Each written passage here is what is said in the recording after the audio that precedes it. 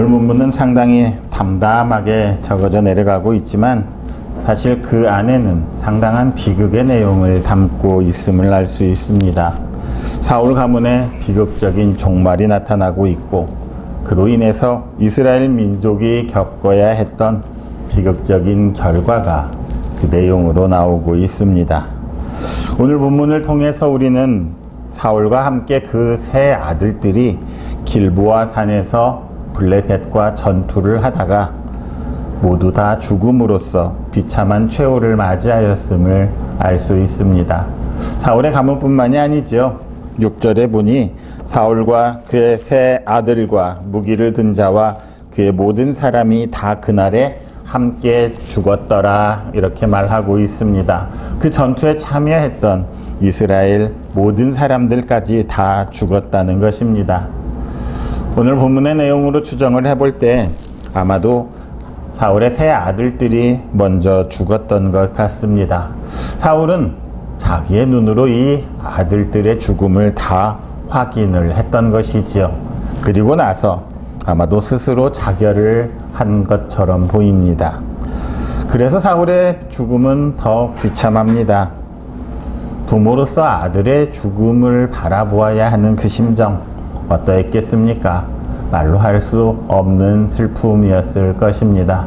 이 세상에서 견디기 힘든 슬픔 중에 하나가 부모의 죽음이기도 하지만 그보다 더한 슬픔이 바로 자식의 죽음 아니겠습니까? 게다가 뒤에 보면 사울은 죽어서까지 자기의 시체가 모욕을 당합니다. 그러니까 사울의 그 비참함이란 이로 말로 할 수가 없는 것이지요. 잘 알다시피 사울은 이스라엘의 초대왕 아니겠습니까? 그는 왕으로서 생을 살았지만 그의 마감, 그의 마지막은 이 세상 누구의 죽음보다도 더 비참한 결과를 가져왔던 것입니다. 그렇다면 살아갔던 과정이 중요하겠습니까? 마지막에 어떻게 죽느냐가 중요하겠습니까? 생각해 봐야 할 문제지요. 우리는 모두 다 죽어야 할 운명처럼 운명을 가지고 태어난 사람들 아니겠습니까? 그렇다면 우리가 어떻게 사느냐도 중요하지만 어떻게 죽느냐도 굉장히 중요함을 알 수 있습니다. 그렇다면 사울의 죽음의 이 비참함의 결과는 무엇이라 말할 수 있겠습니까? 그것은 바로 사울의 죄악에 대한 하나님의 심판의 결과라 말할 수 있습니다. 사울의 죽음을 마지막으로 사무엘상이 모두 다 끝나지요. 사울의 죽음 그것이 많은 영향을 미치고 있습니다. 자, 그런데 우리가 한 가지 생각해 봐야 할 사실이 여기에 있습니다. 간단합니다. 죄를 범한 사람은 사울만이 아니었다는 것입니다. 많은 사람들도 죄를 범하고 심지어 사무엘상에서 사울과 함께 계속 나오는 사람이 다윗 아니겠습니까? 그런데 다윗 역시도 죄를 범하기는 마찬가지였다는 것입니다. 그의 죄악을 전하는 성경의 내용을 보면 그의 죄악도 그렇게 만만하지는 않았습니다. 오히려 어찌 보면 관점에 따라서는 다윗이 훨씬 더 나쁜 죄를 지었다고 말할 수도 있습니다. 하지만 그럼에도 불구하고 결과는 어떻게 되었습니까?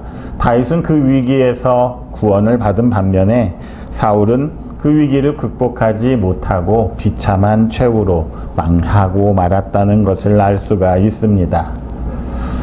앞장 30장을 보면 다윗 역시 사울과 같이 상당히 위험한 처지에 놓여 있는 사울과 비슷한 위기에 처해 있음을 알 수가 있습니다. 지금 사울은 왕으로서 블레셋의 침입을 받고 있지만 다윗 또한 아말렉이라는 이민족의 침략으로 인해서 그의 본거지였던 시글락이 함락당하는 위기를 맞이하고 있습니다. 두 사람의 위기의 정도의 차이는 있겠지만 생명의 위협을 느끼는 그것은 모두 같습니다. 하지만 결과는 완전히 다르게 나와 있지요. 그렇다면 왜 어떻게 해서 이런 결과가 나오게 된 것인지 우리는 깊이 생각해 보아야 할 것 같습니다. 우리의 인생 또한 그렇지 않겠습니까? 세상 모든 사람의 인생은 다 비슷해 보입니다. 하지만 그 중에서 어떤 사람의 인생과 다른 사람의 인생은 같은 경로를 가고 있는 것 같지만 완전히 다른 방향으로 가고 있음을 알 수가 있습니다. 우리의 인생이 왜 어떻게 그렇게 되는지 그 원리를 기억해 봐야 할 것 같습니다. 첫 번째로 그 두 사람의 삶이 다른 이유는 그들이 죄악을 받아들이는 죄를 대하는 태도에서 찾을 수가 있습니다. 앞에 30장 1절에서 6절까지를 보면 다윗은 시글락이 아말렉에게 습경을 당하고 그로 인해서 부하들이 분노하게 되지요. 부하들이 돌로 쳐서 그를 죽이자 말할 정도로 돌에 맞아 죽을 그런 위험의 최악의 위기의 상황을 맞이하고 있습니다. 하지만 다윗은 그 상황에서 어떻게 했습니까? 그는 하나님을 찾았습니다. 하나님께 물어보았고 하나님과 함께 행동하기를 원했지요. 그리고 그는 이 모든 것들이 자신이 저지른 죄에 대한 하나님의 징계임을 깨달았던 것입니다. 그렇게 자신의 잘못을 회개함으로써 그가 먼저 하나님과의 관계를 회복하게 되지요. 그래서 그는 위기에서 구원을 얻을 뿐만 아니라 그 위기를 벗어날 뿐만 아니라 오히려 그 위기를 통해서 더 좋은 결과를 얻게 되고 그의 상황을 더 좋은 상황으로 변화시키는 삶을 살아가게 되는 것입니다. 그렇게 하나님과의 관계가 회복되었을 때 우리의 삶은 전화위복의 삶이 되는 것 아니겠습니까? 우리가 살아가다 보면 항상 힘들고 어려운 일들이 생겨납니다. 항상 아픈 일들이 생겨납니다. 하지만 그럼에도 불구하고 우리는 하나님과의 관계를 회복함으로써 우리의 힘들고 어려운 상황을 더욱더 좋은 상황으로 변화시킬 수가 있는 것입니다. 그렇다면 사울은 어떻습니까? 28장에서부터 블레셋의 침략에 대한 위기가 시작되고 있습니다. 블레셋이 침략했을 때 생긴 그 위기에 대응하는 사울의 모습이 28장에 나오고 있습니다. 위기의 순간을 맞이해서 그 역시도 하나님의 도움을 원하기는 했습니다. 힘들 때 우리는 내 힘으로 어찌할 수 없을 때 누군가에게 나의 도움을 찾지요. 하지만 그 진실된 마음이 어디 있느냐에 따라 달라집니다.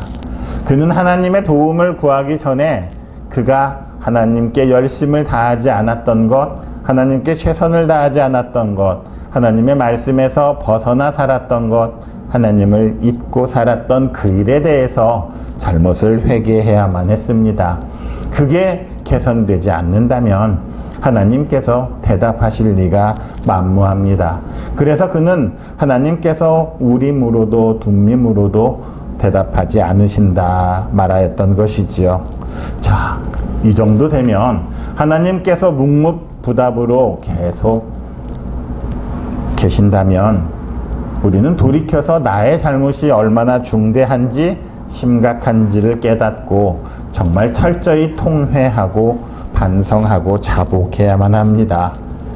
그런데 사울이 택한 방법은 그와 정반대 방향으로 나아갑니다.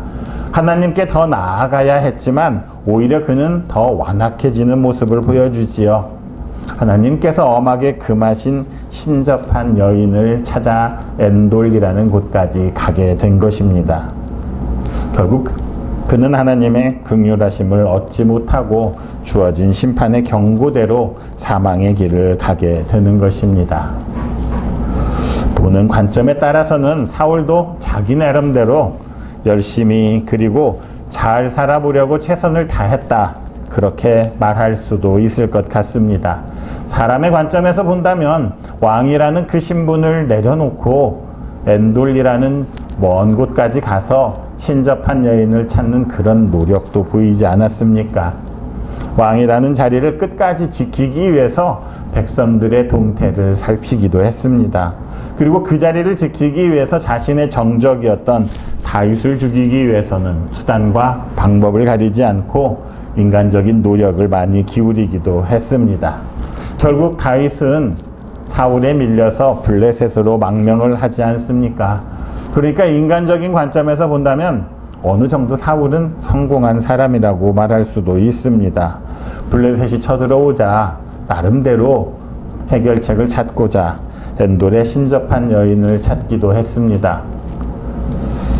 그러고 보면 권력을 가진 사람들은 그렇게 신접한 여인, 오늘로 말하면 무당들 아니겠습니까? 그런 사람들에게 기울어지는 경향이 있는 것 같습니다. 우리 총선에서도 그런 사람들이 대통령이 되겠다고 나오고 있는 상황이니 크게 다를 바 없지 않겠습니까?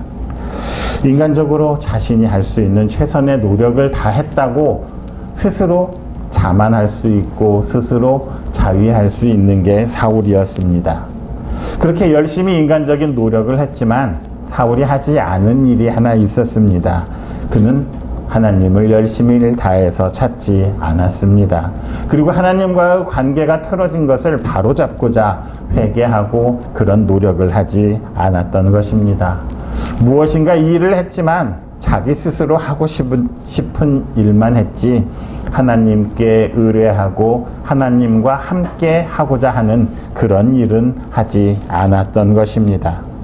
그러니까 사울은 하나님 없이 자기 힘대로 세상을 살아가고자 하는 그런 삶의 전형적인 모습을 보여주고 있습니다. 이 세상을 내 힘으로 어떻게든 살아갈 수 있다고 그렇게 살아가는 사람들의 당연한 모습입니다.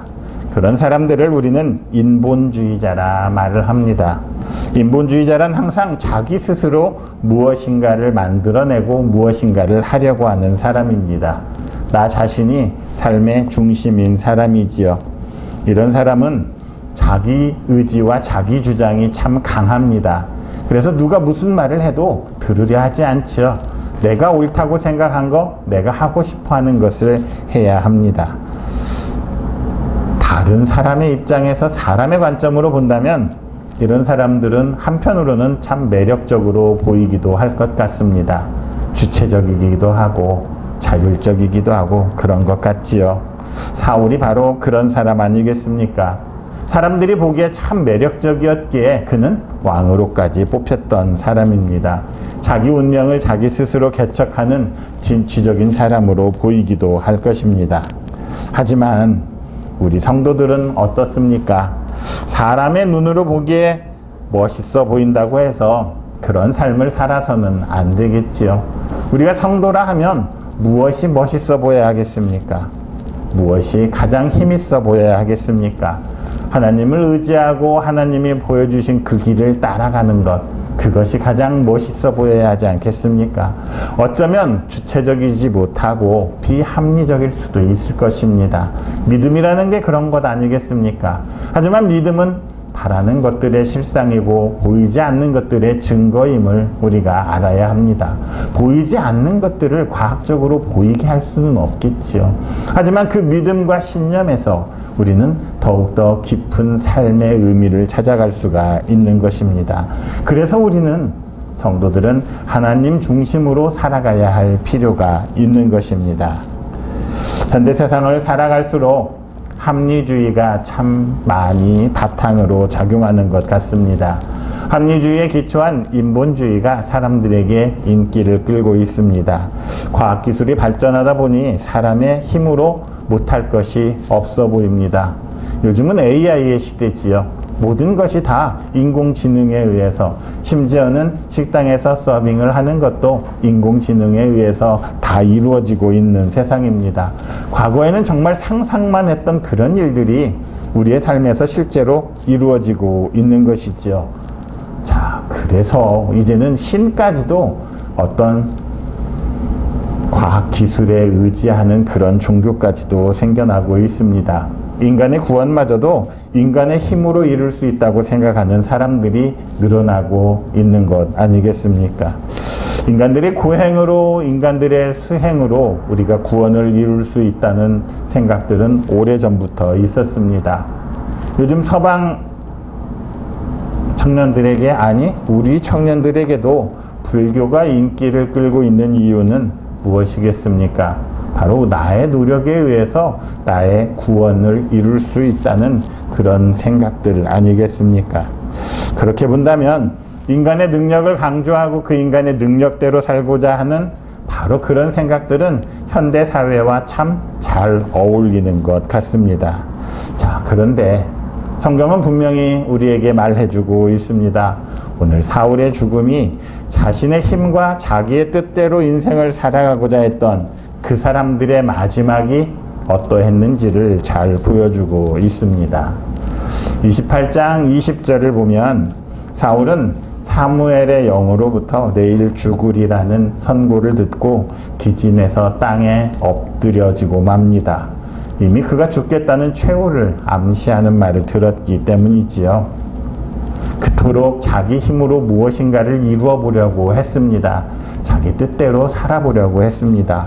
하지만 결국 아무리 애를 썼어도 그는 죽음 앞에서 이렇게 주저앉고 말았던 것입니다. 자기 힘으로 무엇인가 다 할 수 있을 것처럼 여기지만 현대를 사는 사람들도 마찬가지일 것입니다. 결국에는 죽음을 앞에 두고는 맥이 풀려서 스스로 무너지고 말 것입니다. 이 세상이 그들이 기대하는 것처럼 이루어지지 않았을 때, 그들이 원하는 것처럼 이루어지지 않았을 때 사람들의 선택은 너무나도 단순합니다. 실망해서 그냥 주저앉고 자기 스스로 자기의 생명을 끊기도 하지요. 모든 것을 할 수 있을 것이라고 믿었던 그 기대가 갑자기 사라져버리면 더 큰 실망으로 자리 잡기 때문입니다. 인간의 능력은 잘 될 때가 아니라 잘 되지 않았을 때, 우리가 실망하고 자포자기했을 때, 그때 아무것도 할 수 없는 정말 미약한 무능력함을 나타내고 있습니다.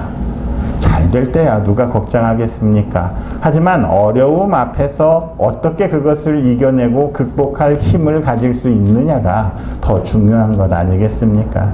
그런데 나만을 믿고 살았던 사람들은 더 이상의 깊은 절망에서 헤어날 수가 없는 것입니다. 자, 하나님을 떠났던 그 삶은 누구에게나 똑같을 수 있습니다. 하지만 그 삶에서 돌이키느냐 돌이키지 않느냐가 바로 우리 삶의 결과를 좌우할 수 있습니다. 하나님 없이 하나님을 잊고 살았던 그 삶이 곧 죄악된 삶 아니겠습니까? 우리는 성경에서 말하는 죄라고 하면 거창한 죄를 지어야만 죄일 거라고 생각을 합니다. 하지만 하나님을 멀리 떠났던 것, 나의 삶 속에서 하나님의 말씀을 지키지 않은 것, 아니 하나님 자체를 생각하지 않고 그냥 바쁘다는 핑계로 하루하루를 살았던 그 삶을 회개하지 않는다면 바로 그것이 죄가 되는 것 아니겠습니까? 죄는 파괴적이고 점점 커져가는 본성이 있습니다. 우리가 하루 하나님을 잊고 살았다면 어쩌면 아무것도 아닌 것처럼 생각할 수 있을 것입니다. 그런데 그렇게 살다 보면 하루가 이틀이 되고, 이틀이 한 달이 되고, 한 달이 1년이 되고, 1년이 평생이 되는 그런 경우가 많이 있습니다. 아무것도 아닌 것처럼 그냥 살아가다 보니 점점 커져서 나중에는 전혀 느끼지 못하는 것입니다. 모든 죄가 그렇지요. 파괴적인 본성이 있습니다. 그렇게 살다 보면 우리의 삶 전체를 파괴하게 되는 것입니다. 내 스스로를 파괴하게 되는 것이지요. 결국 그렇게 죄를 범하는 모든 사람들의 결국은 죽음이라 말하고 있습니다. 성경은 죄의 싹은 사망이라 말하는 이유가 그거 아니겠습니까? 하루하루를 하나님 없이 살아가다 보면 결국 우리의 삶은 죽음에 이르게 된다는 것입니다. 우리 인생들이 죽음에 이르는 결과, 왜 이런 죄악된 결과를 가지게 되었습니까? 결국 우리가 하나님을 떠나 살았기 때문임을 알아야 합니다. 그런데 우리가 맞이하는 죽음, 그 죽음이 다는 아니지요. 그리고 또한 죽음은 두 가지 다른 경우가 있습니다. 죽음에도 소망이 있는 죽음이 있는가 하면 소망이 없는 죽음이 있기도 합니다. 소망 있는 죽음이란 무엇입니까? 다시 살 수 있는 소망이 있다는 것이지요. 영원히 예수 그리스도와 함께 사는 그런 죽음이 있다는 것입니다. 예수 그리스도 안에서 나와 함께 예수 그리스도와 함께 살아가는 그런 삶, 하나님을 잊고 사는 삶이 아니라 하나님과 동행하는 그 삶은 우리에게 죽음은 있지만 소망이 있는 죽음임을 알아야 합니다. 소망이 없는 죽음은 다시 살지 못할 영원한 멸망의 죽음 아니겠습니까? 소망의 죽음을 맞이하는 사람을 우리는 구원받은 사람이라 말합니다. 소망이 없는 죽음에 이르는 사람을 멸망에 이르렀다 말합니다. 결국 우리가 원하고 바라는 것은 무엇입니까? 하나님과 함께 살아가면서 영원한 소망을 지니고 살아가는 그런 삶 아니겠습니까? 그렇다면 우리가 구원받고 또한 멸망당하는 그것은 어떻게 결정되는 것입니까? 바로 회개의 여부에 따라서, 우리의 삶을 돌이키는 그 여부에 따라서 결정됨을 알아야 합니다. 같은 죄를 지었다 할지라도 회개한다면 하나님께서는 우리를 용서해 주시고 긍휼로 이끌어 주시고 구원에 이르게 해 주실 것입니다. 하지만 아무리 세상적인 공적이 많다 할지라도 하나님을 떠나 살았던 그 삶에서 돌이키지 않는다면 결국 그 삶은 스스로를 파괴하게 되고 마는 것입니다. 하나님의 긍휼하심을 얻을 수 없을 뿐 아니라 죄의 문제를 해결하지 못하는 것이지요. 그런데 그 회개라는 것이 참 쉽지 않습니다. 회개하면 이것 또한 굉장히 우리의 마음에 좋은 느낌을 주는 것은 아닙니다. 뭔가 잘못된 것을 고친다는 그런 느낌인데도 불구하고 회개가 어쩌면 우리를 자꾸 멀어지게 하는지도 모르겠습니다. 어렵게 생각할 것이 아니라 하나님을 떠나 살았던 삶에서 하나님께로 돌아오는 삶, 바로 그것이 회개 아니겠습니까? 하나님의 말씀에서 멀어졌던 삶에서 하나님의 말씀으로 돌아오는 그 삶이 중요한 것 아니겠습니까? 그런데 이게 하루아침에 되지 않는다는 게 문제지요. 회개해보지 않은 사람은 절대로 회개가 처음에는 되지 않습니다. 아니, 하나님을 떠났던 삶에서 회개하려고 해도 바로 그렇게 쉽게 돌아와지지가 않는다는 것입니다. 그러니까 우리가 이 회개를 생활화, 습관화해야 할 필요가 있습니다. 말씀이라는 것이 내 안에 들어왔다고 해서 바로 싹을 틔우는 것이 아니지요. 좋은 결과를 맺는 것이 아니라는 것입니다. 싹이 나기까지 많은 어려움이 있어야 되고, 싹이 나서 좋은 수확을 얻기까지 또한 많은 노력이 필요한 것입니다. 그래서 우리가 하루하루의 삶 속에서 항상 우리를 돌이켜보는 그런 삶이 중요하지요. 매 순간 자신의 생각과 행동을 살피고 성찰해야 할 이유가 바로 여기에 있는 것입니다. 유교에서도 일일 삼성이라고 해서 하루에 3번은 반성해야 된다, 그렇게 말하고 있습니다. 그런데 왜 우리는 매일 나의 삶을 돌아보라고 하는 그 말이 그렇게 어려운지 모르겠습니다. 바로 그것 또한 내 의지로 하려고 하니까 그런 것 아니겠습니까? 성령 안에서 나의 삶을 돌아보고 성찰하는 그런 은혜가 있기를 원합니다. 오늘도 하나님께서 우리에게 허락하신 이 귀한 하루를 주님과 동행하면서 주님의 뜻을 살피며 주님의 뜻을 분별하며 그렇게 성찰하는 여러분들이 되시기를 바랍니다. 시지프스라는 게 있습니다. 시지프스 신화에 의하면 시지프스는 신들로부터 형벌을 받았다고 합니다. 이 형벌이 무엇이냐면 끊임없이 무거운 바위를 산 꼭대기까지 굴려서 올라가야만 하는 것이었습니다. 그런데 이 바위가 너무 무겁다 보니 조금만 올라가도 다시 밑으로 굴러 떨어지고 말지요. 시지프스는 그런 바위를, 끊임없이 무거운 바위를 산 꼭대기로 끌어올려야만 하는 그런 운명을 가지고 사는 존재입니다. 어쩌면 우리가 그렇지 않습니까? 나의 힘으로 그 무거운 짐을 꼭대기까지 올려보려 하지만 그 무거움에 눌려서 다시 바닥으로 떨어지는 게 우리의 인생 아니겠습니까? 그런 삶을 산다면, 그 인생을 산다면 우리는 결코 그 정상에 오르지 못할 것입니다. 그렇게 할 수도 없는 무익한 일에 힘과 노력을 쏟기보다는 우리의 무거운 짐을 하나님께 맡겨버리는 것이 어떻습니까? 내가 혼자 메고 갈 것이 아니라 우리 주님과 함께 멍에를 메고 가는 것이 어떻겠습니까? 무거운 짐을 하나님께 맡겨버리고 하나님의 인도하심을 따라서 예수 그리스도께서 가자 하시는 그 길로 함께 갈 수 있는 여러분들이 되시기를 바랍니다.